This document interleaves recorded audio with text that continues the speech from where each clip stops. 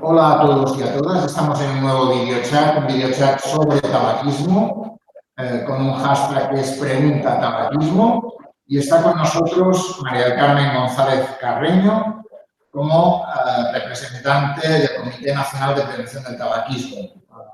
Ella es diplomada en enfermería por la Universidad de Oviedo. Ella además es la responsable de toda la línea de tabaco del área sanitaria de Avilés. Está formada en el máster de tabaquismo de Cantabria y su línea de trabajo en el ámbito de tabaquismo es muy amplia y diversa. Tenemos muchas preguntas y casi te diría que nos vamos a ello. ¿Qué tal? ¿Cómo estás? Hola, muy bien, gracias, Joan. Aquí respuesta. Pues, si te parece, empezamos por algunas cuestiones que se preguntan a algunos pacientes. Te las voy a apuntar porque hay una persona que le preocupa porque dice que fuma solo cigarrillos y se merece la pena dejar de fumar. Otro que dice que solo como toda la vida y vivió hasta los 90 años. Joan, empiezo otra vez, no te entendí nada. Decía, si solo fumo 4 cigarrillos, ¿merece la pena dejarlo? Ah, muy bien. Muy bien. Algunas personas, bueno, es una utopía, cuando te vienen grandes fumadores a la consulta y me dicen que con 3 o 4 cigarrillos no dejarían de fumar, ¿no? Es cierto que las personas perciben menos riesgo según la cantidad, pero a partir de un cigarro al día hay riesgo y daño de salud. Un cigarro al día ya multiplica por 3 las posibilidades de tener un accidente cardiovascular, un infarto, una claudicación, un infarto cerebral, coronario. Es decir, no hay dosis segura de consumo de tabaco. El objetivo, si deseamos cuidar la salud, es consumo cero. Por tanto, primera idea es eso de 4 cigarrillos, no, 0 cigarrillos. 0 cigarrillos. Además, es más difícil, Joan, ya que salió el tema, es muy difícil para una persona que ha fumado 20 cigarrillos o 40 cigarrillos al día y que tiene una adicción, mantenerse en 3 o 4, porque está peleando realmente con todas las situaciones en las que fumaba, ¿no? Es más fácil mantenerse en 0 que en 3 o 4 cigarrillos al día. Vale, perfecto. Hay una segunda persona que pregunta que su abuelo fumó toda la vida, vivió hasta los 90 años. Ante ello, dice que probablemente para qué dejar de fumar. Claro. Muchas veces te lo cuentan, ¿no? Mi abuelo, un tío o un vecino, ¿no? Y a veces ponen el ejemplo incluso de Carrillo, que todos nos acordamos que murió con 90, 92 años. Esas personas que fueron grandes fumadores y llegaron a los 90 años han sido muy poquitos y han sido muy afortunados, han tenido mucha suerte, ¿no? Algunas personas tienen un gen que no desarrollan el cáncer y esas personas de 90 años han enterrado a sus amigos fumadores hace 30 o 35 años. Entonces, si yo fumo y estoy pensando que voy a llegar como mi abuelo, pues a lo mejor sí, a lo mejor no. La mayoría de los fumadores se pierde una media de 10, 15 años de vida. La mitad de ellos, por consumir tabaco, mueren de forma prematura y la otra mitad tienen una calidad de vida bastante dañada por el consumo de tabaco. Por tanto, que no se crea que el hecho de su abuelo puede ser casualidades de la vida, ¿no? Pues no, ha sido suerte. Ha sido suerte. Bien, hay una tercera pregunta en esa misma línea que dice, fumar me calma y me calma más que otras cosas que he probado. ¿Qué le podemos decir a esta Bueno, pues es una pregunta que sale mucho. Me calma. A veces cuando pregunto en los talleres qué te aporta el tabaco, una de las cosas que siempre sale en las rondas es me relaja o me calma, ¿no? Es cierto que las personas fumadoras que tienen una adicción a la nicotina, cuando llevan varias horas sin fumar, 2, 3 horas, empiezan a tener gusanillo o apetencia, ¿no? por el cigarrillo, por la nicotina. Entonces, fumar un cigarro calma el mono. Es decir, un cigarro produce mono para el siguiente y el siguiente para el siguiente. Cuando pasas varias horas sin fumar y una persona fumadora fuma un cigarrillo, lo que le calma es el mono. Pero cuando decimos en término tan amplio como me dices tú, que me calma más que otras cosas que he probado, a veces es que buscamos en el cigarrillo otra función, y que es que normalmente respiramos muy poquito, muy superficialmente, las personas estamos hablando y apenas movemos el pecho para coger aire. Yo digo que cogemos aire que llega a la puntita de los pulmones, nada más. Nadie va por la calle abriendo el pecho y cogiendo aire. Cuando las personas utilizan el cigarro para calmarse o para relajarse, es lo que hacen con el cigarrillo, el ritual de sacarlo, de prenderlo y luego de inhalar. Un cigarrillo que tiene de media unas 10 o 12 caladas, son 10 o 12 respiraciones profundas. De hecho, suelen ser respiraciones abdominales. Son esas respiraciones las que nos calman y las que nos relajan. Y yo aconsejo que en el proceso de dejar de fumar vayamos incorporando ese tipo de respiraciones para afrontar estados de ánimo negativos o para afrontar situaciones o momentos de ansiedad. Muy bien, por tanto, la manera de respirar es un elemento que influye también, ¿no? También. De hecho, el cigarrillo realmente es un excitante para el organismo, porque un cigarrillo durante media hora sube la tensión arterial y la frecuencia cardíaca. Por lo tanto, es un excitante, no es un relajante. Sin embargo, nosotros utilizamos esa parte del ritual, esa parte del uso para centrarnos y tranquilizarnos. De hecho, propongo a cualquiera de los fumadores que nos esté viendo que prueben en un momento dado a saltar un cigarrillo haciendo 10 respiraciones profundas. Muy buena. Seguimos con las preguntas. Hay una persona que plantea que el fumar le ayuda a concentrarse y a trabajar mejor. Es cierto, es cierto que algunas personas utilizan el cigarro para concentrarse. He tenido algunos pacientes que son escritores y me dicen, no soy capaz de ponerme a escribir un artículo en el periódico si no prendo primero un cigarrillo. Mientras están haciendo el artículo, fuman 2 o 3. Es un aprendizaje. El fumar es una conducta aprendida y que hemos ido asociando y repitiendo a muchas situaciones. Y en ella la de concentrarse a veces en el trabajo o en el trabajo con un ordenador, ¿no? De hecho, en el síndrome de abstinencia aparece en ocasiones algunas personas, sobre todo en jóvenes que están estudiando, preparando oposiciones, un síntoma que es que las 2 primeras semanas o los 10 días primeros no pueden estudiar, como no pueden concentrarse. Entonces, yo en ese periodo yo les digo subrayar, leer nada más, hacer un esquema, como que les cuesta trabajo concentrarse y memorizar. Es uno de los síntomas del síndrome que puede aparecer como síndrome de abstinencia, la falta de concentración, ¿no?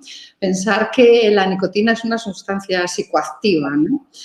Y que en algunas personas lo utilizan para trabajar o para concentrarse o para rendir más intelectualmente.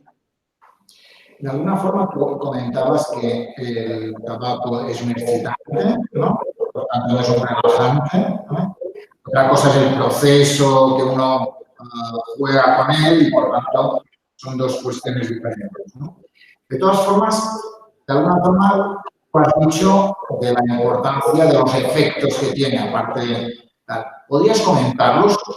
¿En qué órganos afecta el tabaco? El otro día tuvimos un videochat sobre hipertensión y la persona que teníamos como experta nos decía que los efectos del tabaco son muy nocivos, más nocivos que la tensión arterial elevada. Cuéntanos un poco en qué afecta el tabaco al conjunto de órganos del cuerpo. Bien, yo veo, y lo dice la literatura, no es lo que yo diga, ¿no? El tabaco va haciendo daño desde el primer cigarrillo y esos tóxicos y ese daño El problema del tabaco es que la enfermedad, cuando aparece, está diferida en el tiempo. Cuando la persona enferma con una enfermedad importante, grave o crónica, ya lleva 25 años consumiendo tabaco.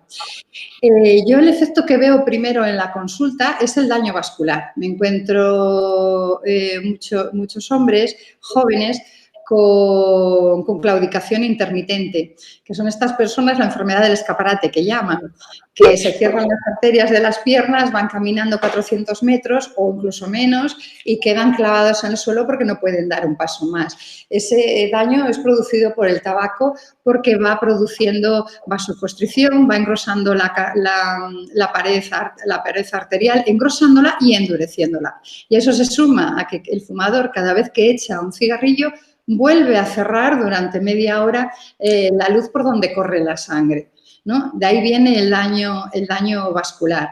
Por eso aparece en gente entre 40 y 50 años infartos de miocardio por el daño cardiovascular. Luego me aparecen después de ese grupo, aparece el daño pulmonar, las bronquitis, la EPOC, la enfermedad pulmonar obstructiva crónica. Y el último daño que a mí me aparece es el cáncer. Me aparece en edades ya a partir de los 60, 65, 68. Es decir, el primero que yo veo en la consulta es el vascular, luego veo el pulmonar y luego veo el cáncer. Muy bien. En ese contexto hay gente que plantea, me da miedo los síntomas de dejar de fumar, de la abstinencia. Y además dice, y me falta voluntad para hacerlo. ¿Algún consejo? Pida algún consejo para que pueda hacerlo. Vale, a veces el miedo a pasarlo mal, el miedo, ¿cuánto me va a durar el mono? Me preguntan muchas veces, ¿no? A veces el miedo nos frena. No podemos saber cómo va a ser el síndrome de abstinencia o el mono al suspender el consumo de tabaco hasta que no probemos, porque la sorpresa es que muchas personas es un síndrome de abstinencia muy liviano. A lo mejor estar un poco más inquieto, un poco más irritable, un poco más nervioso, pero es llevadero. No hay que tenerle miedo, hay que probarlo. Y hay que probar a ver qué pasa. Y luego lo de no tener voluntad. Intentamos, los profesionales en tabaquismo, descartar la palabra voluntad o desmontarla de la siguiente manera. Toda persona que se levanta por la mañana, se asea y acude a su trabajo o ha acudido a la consulta del médico, a la consulta de la enfermera, tiene voluntad, ¿no? Es decir, la palabra a veces utilizamos yo no tengo voluntad para esconderme detrás de ese muro y no dar un paso o no hacer algo. Ya tengo la disculpa. No, yo no tengo voluntad como fulanito que dejó de fumar o como fulanita. No, yo no tengo voluntad. Entonces es mejor descartarla y decir, todas las personas, si hemos llegado aquí, de adultas, hemos aprendido muchas cosas en la vida, muchas, incluso muy difíciles. Sacar un oficio o una carrera, sacar una familia adelante, aprender a manejar una máquina, un coche, una grúa, algunos un camión. Es decir, las personas tenemos una capacidad de aprendizaje tremendo. Es el momento ante el tabaco de decidir librarse de ello por las ganancias y los beneficios que vamos a tener y no escondernos detrás de la palabra voluntad. Yo puedo, he aprendido a lo largo de la vida a hacer muchas cosas, esta también puedo. Solo tengo que preguntar cómo hacerlo y planificar cómo hacerlo. Es importante, por tanto, planificar. Planificar. Es muy importante planificarlo. Yo pongo muchas veces el ejemplo en los talleres de ¿qué pasa si quiero? ¿Qué tengo que hacer si una persona quiere sacar el carnet de conducir? Pues hay que buscar una academia cerca de casa, hay que ir y apuntarse, vas allí, pagas la matrícula, te dan un libro para que vayas leyendo, luego te dicen que acudas todos los días a hacer unos test hasta que te apuntas al examen teórico y luego clases prácticas hasta que vas dominando el coche y te examinas, ¿no? Es decir, es un aprendizaje, hay que planificarlo y hay que ir viendo qué pasos tengo que dar para lograr lo que quiero, que es conducir el coche, o en este caso, qué tengo que hacer hasta para conseguir dejar de fumar. Muy bien. Hay otra persona que no plantea la voluntad, pero plantea como problema el engordar. ¿El engordar? Engordar. Bien. que me han dicho que al dejar de fumar se engorda 3 o 4 kilos de promedio. Y claro, eso le quita las ganas de dejarlo. Claro, claro. En muchas personas, sobre todo en mujeres, nos manifiestan ese miedo. Yo recuerdo al poco de empezar a trabajar tabaco, en el 2005 o 2006, que una mujer en el grupo, delante de todo el grupo, dice: Carmen, si yo engordo 200 gramos una semana, no vuelvo. Uf, me quedé impresionada, ¿no? Porque resulta que luego, repasando la literatura y formándome, una persona, y sobre todo una mujer, por el ciclo menstrual, podemos variar hasta 600 gramos de un día para otro, solo por la retención de líquidos, ¿no? Bien, como bien has dicho tú, el promedio de las personas es coger entre 2,6 y 4,6 kilos, pero es el promedio. Hay un 17% de personas que dejan de fumar que no solo no ganan ningún kilo, sino que bajan de peso. Si hay miedo al engordar y es un freno para dejar de fumar, vamos a trabajar primero un poquito la alimentación, repasar la alimentación que se hace diaria, a ver si se puede ajustar alguna cosa y luego incorporar un poco de ejercicio. Siempre proponemos a las personas preocupadas por el peso que una semana antes de dejar de fumar apuntar lo que comen para comprometerse a comer exactamente igual o quitar alguna cosita que sabe la persona que sobra perfectamente y caminar por lo menos 1 hora diaria. Compensa perfectamente y no hay ganancia de peso. Es decir, si hay preocupación, podemos trabajarlo, aunque no aconsejamos hacer dieta, pero sí una alimentación sana, saludable, equilibrada, ¿vale? Pero no la palabra dieta. Perfecto. Por tanto, hacer ejercicio diariamente ayudaría a compensar el hecho de el efecto del dejar de fumar en ese sentido, aunque hay un porcentaje de gente que no está relacionado dejar de fumar con engordar, ¿no? Hay otra persona que nos pregunta que ya ha tratado de dejar de fumar varias veces. Y dice que tras 3 fracasos, dice si es posible conseguirlo. Pues a esa persona le tengo que felicitar. Primero, porque si lo ha intentado 3 veces, es que está motivado para librarse del tabaco y ve que va a tener beneficios. Y segundo, algunas personas necesitan hacer varios intentos. Y si ha intentado 3 veces, tiene muchas posibilidades de ir a por el último intento y lograrlo ya para siempre. No tenemos que asustarnos con los intentos, porque en cada intento la persona aprende cosas de su forma de fumar, cómo consume y en qué situaciones fuma siempre. Y es un aprendizaje tremendo porque en cada intento vas aprendiendo qué te sirve para superar determinadas situaciones, que a lo largo del día hay que superar muchas. ¿Qué hago ahora cuando desayuno? ¿Qué hago cuando descanso en el trabajo? ¿Qué hago cuando estoy esperando el autobús? ¿Qué hago después de comer? ¿Qué hago cuando salgo con los amigos a tomar algo? ¿Qué hago cuando? Es decir, en los intentos es un ejercicio de autoconocimiento, en que la persona se para y tiene que estar muy consciente de qué siente, de si le apetece fumar, de qué otra alternativa puede desarrollar. Así que ánimo, está en el camino de lograrlo.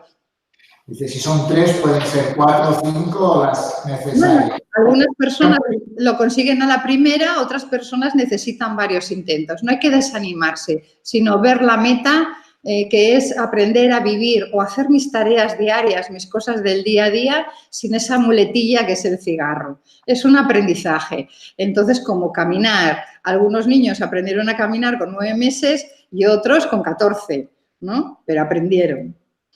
Muy bien. Normalmente fumar, en relación a fumar cigarrillos, pero hay una persona que dice, yo fumo en pipa, incluso algún puro, es igual de perjudicial. Bueno, el efecto de la pipa y del puro hace daño, siempre dicen que no le ignoran, ¿no? Hace mucho daño a la boca. De hecho, aparece cáncer de labio, cáncer de lengua, cáncer de la boca, porque es ahí donde se absorben los tóxicos del tabaco. no podemos decir que ninguna presentación de tabaco sea sana y saludable. Lo que pasa es que la tendencia del ser humano es que si algo es menos malo, queremos pensar que es bueno. No, en tabaco no hay ningún producto que sea bueno. Muy bien. También hay una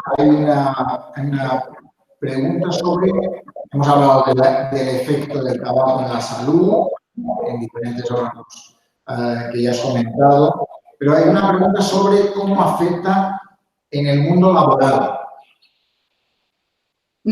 ¿Cómo afecta en el mundo laboral? No sé exactamente lo que está preguntando el paciente. No sé si se refiere a que en el mundo laboral hay personas que fuman y cada hora paran de hacer su trabajo y salen a fumar y otros no. Si es que sufren pues esa presión o esa comparativa, no sé si se refiere a eso o se refiere a lo que afecta a los compañeros, ¿no? Yo tengo un exfumador en los grupos, bueno, ya vino a celebrar el Día Mundial Sin Tabaco porque lleva 6 años sin fumar y cuando fumaba, trabajaba en una oficina, ahora está jubilado, y era un fumador de 3 cajetillas diarias. Le pide perdón cada año que ve a su compañera de oficina, que no era fumadora, por el humo que le ha hecho tragar. No solo el humo de las 2 corrientes del cigarrillo, que sabemos que tiene una corriente lateral y la corriente principal que sale al fumador por la boca, sino el que queda en la mesa, en los ordenadores, en los objetos. Y le pide perdón cada vez que la ve, porque ahora es consciente del daño que le estaba haciendo.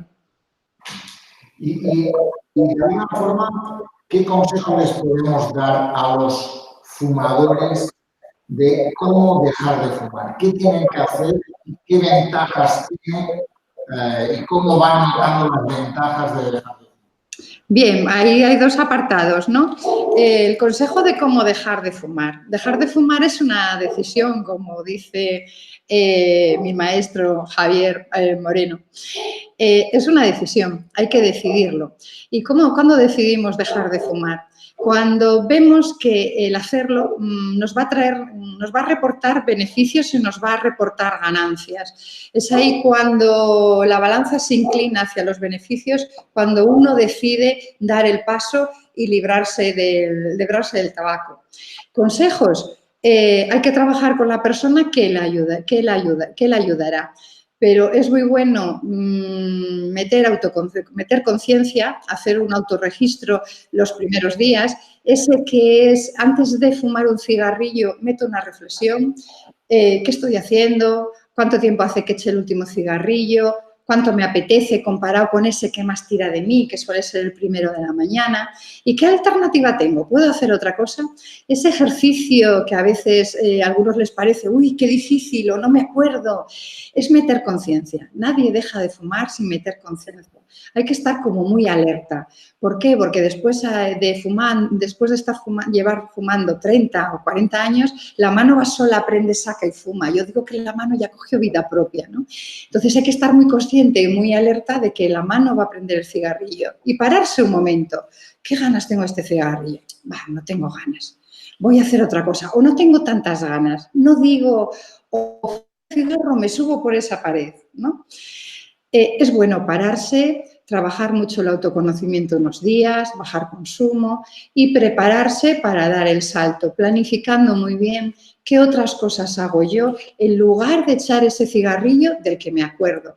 Porque sería engañar a alguien decir que el lunes decido dejar de fumar y yo me levanto ese día y no me acuerdo que en mi vida existe el cigarrillo. El cigarrillo existe. Y si 20 veces la persona prendía un cigarrillo, es que en 20 situaciones lo hacía. Pues 20 momentos en el día se va a acordar. Entonces, trabajar mucho la conciencia previa, el autorregistro, ir planificando, trabajando las alternativas, qué otra cosa se puede hacer y a por ello. ¿Y qué ventajas, cómo va notando en el cuerpo? Las ventajas hay muchas, las podemos agrupar un poco en las que son inmediatas, ¿no? Enseguida recuperas el olor y el olfato, el olor y el gusto por la comida, ¿no? Porque el primer cigarrillo del día ya anestesiaba parte de las terminaciones nerviosas del olfato y del gusto. Entonces, las personas refieren en breve, a veces en días o en semanas, que huelen más, perciben los olores de la calle, de la hierba segada, perciben cómo las personas que se acercan a ellos huelen a tabaco y les sorprende, ¿no? Y recuperan los sabores, ¿no? Ahora, decía un hombre a su mujer el otro día, después de llevar 2 semanas fumando, le dice: María, tus lentejas saben. María casi le tira el plato de lentejas encima, porque eran las mismas desde hacía 40 años, ¿no? Es decir, eso es la primera ventaja, recuperan el olfato normal, recuperan el gusto, los sabores, perciben más el salado, los agrios, los dulces, todo el abanico de sabores. Luego se recupera enseguida en los 2 primeros días, ya eliminas el monóxido de carbono del aire del pulmón. Y las personas enseguida suben unas escaleras, una cuesta o van a caminar y se cansan menos, se fatigan menos. Algunos me dicen, es que empiezo a caminar y ahora no encuentro fin porque ya no me canso, ¿no? Esas son las ganancias a muy corto plazo. Luego, en unas semanas o en unos meses, se ve que la capacidad pulmonar aumenta. Y luego los riesgos de enfermar a los 2 años de dejar de fumar, baja a la mitad el riesgo de sufrir un infarto coronario. Es decir, son todo ganancias. Muchas ganancias que tienen los que dejan de fumar. Pero una persona nos dice, ¿por qué es tan difícil dejar de fumar? ¿Por qué es tan difícil dejar de fumar? No le resulta tan difícil a todo el mundo. Lo que pasa es que a veces también nos escondemos detrás de eso. Dejó de fumar mi madre y estuvo inaguantable un mes. Le fuimos a comprar tabaco. Bueno, no a todo el mundo le resulta muy difícil, pero para entender el proceso o la dificultad solo tenemos que pensar que llevamos repitiendo una conducta o un comportamiento muchos años. Entonces está muy enganchada, muy instaurada en nuestra vida diaria. Entonces la dificultad es de ir desenganchando circunstancia o situación de una en una. Ahí puede encontrarse algo de dificultad. Pero bueno, puede no haberla. Yo animo a lanzarse, a intentarlo, a hacer un intento si uno encuentra motivos que va a tener recompensa y va a tener beneficios, a intentarlo. Porque a veces no es tan difícil como uno imaginaba. Las personas cuando vienen a los talleres a veces pasan la primera semana o 2 semanas diciendo esto es imposible, yo no voy a dejar de fumar. Es imposible que yo deje de fumar. Algunos me dicen, bueno, yo te invito a cenar si dejo de fumar. Digo, no, a mí no me tienes que invitar a nada. Vamos a trabajar bien. ¿Cómo lo vamos a hacer? Vamos a trabajar muy bien las alternativas, vamos a ir analizando las dificultades y vamos a ir afrontándolas. Pero se puede dejar de fumar. Personas y grandes fumadores han dejado de fumar. Entonces, si ellos pueden, puedes pensar que tú también puedes. Por lo tanto, se puede y por lo tanto hay que animar a que los pacientes crónicos, los pacientes que nos escuchan, los pacientes ligados a las pacientes con algunos con EPOC, otros con cáncer, otros con una insuficiencia cardíaca o una diabetes, es importante dejar de fumar y los beneficios son importantes.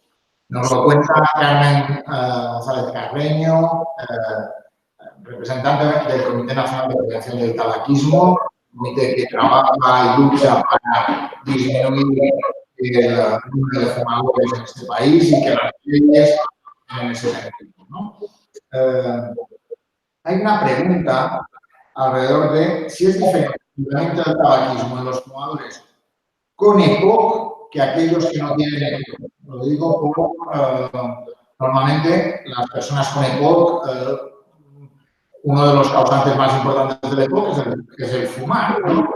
Sí, probablemente si desapareciera el tabaco y los cigarrillos, probablemente el EPOC y el cáncer de pulmón, que es lo que primero asocia la gente al daño de fumar, probablemente serían enfermedades raras. El tratamiento para dejar de fumar tiene dos componentes, uno el conductual, el apoyo conductual y otro a veces el apoyo farmacológico, también aconsejamos. El tratamiento es el mismo y el resultado, por muy enfermos que estén, las personas tienen beneficio. Tanto en el EPOC que hemos visto y que bueno, se refleja en la literatura, se frena la enfermedad, la calidad de vida mejora, pueden aguantar a lo mejor más horas sin oxígeno, más tiempo, pueden hacer más la vida diaria con un poquito más de movimiento, con mejor calidad de vida.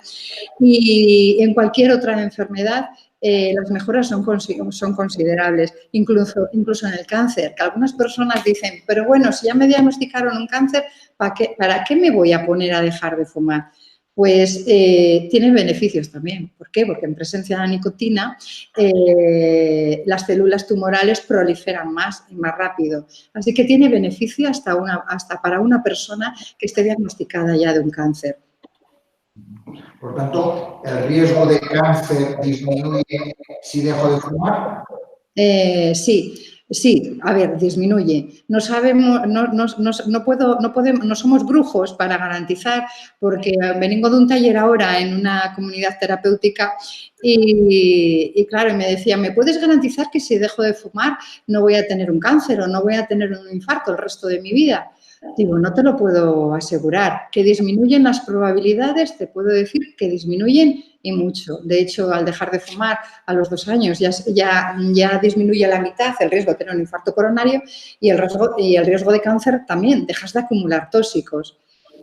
Disminuye y puede disminuir mucho, porque la capacidad del organismo para regenerarse, pensar que todas las células que tenemos están trabajando mientras nosotros hacemos otras cosas y se van regenerando por otras nuevas. Entonces, eso tiene un beneficio y una recuperación en la salud física de las personas cuando dejan de fumar impresionante. Tú antes hablabas de los tratamientos farmacológicos, ¿no? Como una de las partes del tratamiento para dejar de fumar. Recientemente el Ministerio ha dicho que va a financiar los tratamientos farmacológicos. ¿Qué nos puedes contar sobre eso? Bueno, es muy importante que el Ministerio dé este paso de financiar, el Ministerio de Sanidad dé este paso de financiar los tratamientos que apoyan a la deshabituación tabáquica, porque solo tenéis que pensar que para la hipertensión arterial, que yo recuerde, conocía más de 30 tratamientos diferentes, como para dejar de fumar, que influye transversalmente en un montón de enfermedades crónicas, no hay ese apoyo. Yo creo que es de justicia que haya apoyo para apoyar la deshabituación tabáquica en todos aquellos pacientes que tienen una diabetes, que tienen un EPOC, que tienen una hipertensión, que tienen un colesterol alto. Es de justicia, es imprescindible. Pero sí hay que aclarar una expectativa respecto a la ayuda farmacológica, que a veces pensamos que por tomar una pastilla yo ya voy a dejar de fumar o no me voy a acordar del tabaco nunca más. No, es un componente. La función de la medicación es tocar unos receptores que tenemos de nicotina en las neuronas del mesencéfalo, tocarlas con algo para que no haya tanto desquicie o tanto impulso por el fumar. Pero las manos no las ata a la espalda. Entonces, tenemos que tener muy claro que dejar de fumar es trabajar mucho el componente conductual, comportamiento, lo que te comentaba antes de ir planificando las alternativas. ¿Qué hago yo cada vez que me acuerdo del cigarrillo? Porque me voy a acordar. La medicación hace su trabajo, que es tocar esos receptores nicotínicos para bajar o calmar el síndrome de abstinencia. Pero ahí termina su función. Yo soy libre, tomando cualquier tratamiento que me den para dejar de fumar, de salir, comprar una cajetilla y fumarla entera. Es decir, el trabajo personal es imprescindible. Y el fármaco lo que va a hacer es duplicar o triplicar los éxitos o las tasas de abstinencia, pero el trabajo personal no lo sustituye, ¿vale? Muy bien. Y alrededor, por tanto, una medida importante que no es definitiva, que influye, pero que también tenemos que aportar nuestra labor para conseguir el dejar de fumar, De todas formas, me gustaría, ya que hablamos de una medida global hecha por el Ministerio, una valoración, tú como responsable del comité, como representante del comité, de la ley sobre el tabaco, que tuvo un papel muy importante inicialmente, pero todos los datos que nos dicen hoy en día es que ha bajado de forma muy importante su función, porque el número de fumadores ha vuelto casi al mismo nivel, incluso superando el nivel en el que estábamos al inicio de la ley. ¿Qué nos puedes decir de esto? Bien, no la pillé entera, pero sí te oí efectos de la ley, ¿no? Imagino que sea la ley del 2005 de control de tabaco, que el mayor beneficio que ha aportado en el control del tabaco es desnormalizar el consumo del tabaco. ¿Quién iba a imaginar que en un restaurante, en un bar o en una salida nocturna, en un sitio de copas, no se pudiera fumar? Pues se ha logrado, eso lo ha logrado la ley del 2005. Que quizá nos hemos relajado un poquito y tenemos que seguir avanzando. Por ejemplo, hay que clarificar muy bien los espacios libres de humo en las terrazas, que abundan en España por el buen tiempo que tenemos. No está permitido fumar, sin embargo, es el recinto que han escogido los fumadores para fumar. Es decir, todas aquellas terrazas que tienen dos paredes laterales no pueden fumar, y sin embargo se está fumando. Es decir, tenemos que mejorar la aplicación de la ley, tenemos que mejorarla y tenemos que dar nuevos pasitos. Y ahí están las propuestas de la Declaración de Madrid, que está firmada por más de 60 sociedades médicas, sociales y profesionales, ¿no? Que es avanzar en aumentar los espacios libres de humo, pues aumentando el coche, el vehículo personal donde va la familia, donde van los niños, no solo cuando van, sino cuando no van, porque hay un humo de tercera mano que queda pegado en el asiento, en la tapicería, ¿eh? Entonces hay que ampliar los espacios libres de humo al coche. Hay que ampliar los espacios libres de humo pues, a los espacios próximos a los colegios o a las universidades. Es decir, hay que ir ampliando con la idea de desnormalizar y no pensar tanto, que al principio provocaba mucho rechazo la prohibición de fumar en sitios públicos, pensar que no es una prohibición. Las medidas en control de tabaco no son en contra de los fumadores. Las medidas de control de tabaco son protección de la salud, tanto para los fumadores como para los no fumadores. Muy bien. Casi terminando. Tenemos dos preguntas. Una que nos pregunta, ¿qué es la terapia de reemplazo de nicotina? Ajá, muy bien. Bueno, pues es uno de los tratamientos. No hay muchas herramientas farmacológicas que apoyan a dejar de fumar. Está el reemplazo de la nicotina, que es utilizar la nicotina por otra vía. Pensar que lo que nos creó la adicción es la nicotina inhalada, la nicotina respirada, porque en 6 o 7 segundos llega a esos receptores nicotínicos y los pone contentos y hace un pequeño efecto, bueno, farmacológico, que decimos nosotros, ¿no? Alivio. Es darla por otra vía. Si damos nicotina en forma de chicles o forma de comprimidos para chupar, que se absorbe a través de la boca, o damos nicotina para poner en parches a través de la piel, van a tardar más tiempo en llegar a esos receptores, no generan adicción, pero con el uso continuo, van tocando esos receptores para que no estén tan desquiciados. Entonces, ¿qué es la terapia sustitutiva de nicotina? Dejar de utilizar la nicotina inhalada para usarla en otra presentación que es tratamiento, que se suele utilizar de 8 a 12 semanas, y para bajar un poquito el síndrome de abstinencia y que permita a la persona ir ensayando todas esas circunstancias o esos momentos en los que fumaba un cigarro, hacer otra cosa. Muy bien. Y por último, nos preguntan, ¿es cierto que hay una vacuna para dejar de fumar?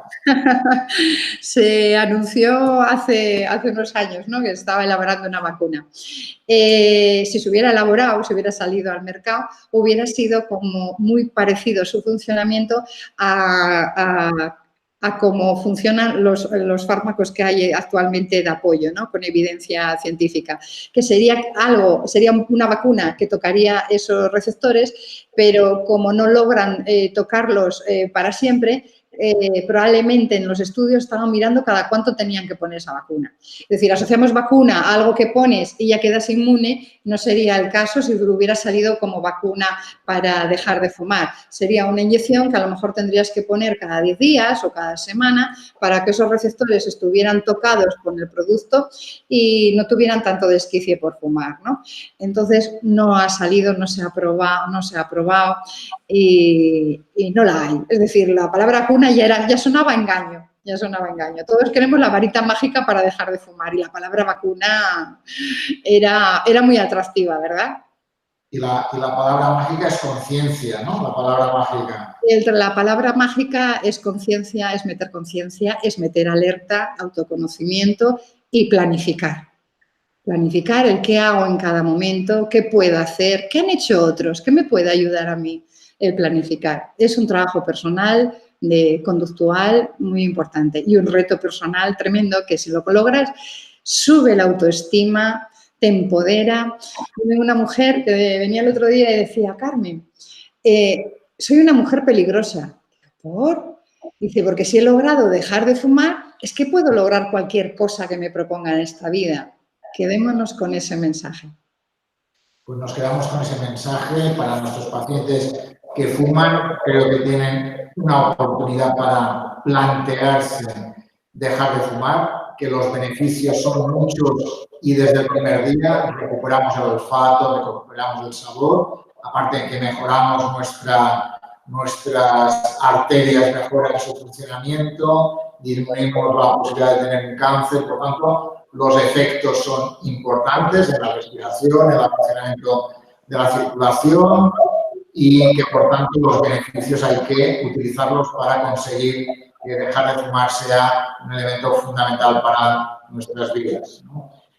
Una vida sin tabaco es una vida mucho mejor, sin duda alguna, ¿no? Y, por tanto, trabajemos para una vida sin tabaco, con leyes que refuercen esos elementos y si necesitamos y si estamos fumando, que busquemos, aparte de la conciencia, los tratamientos adecuados para conseguir.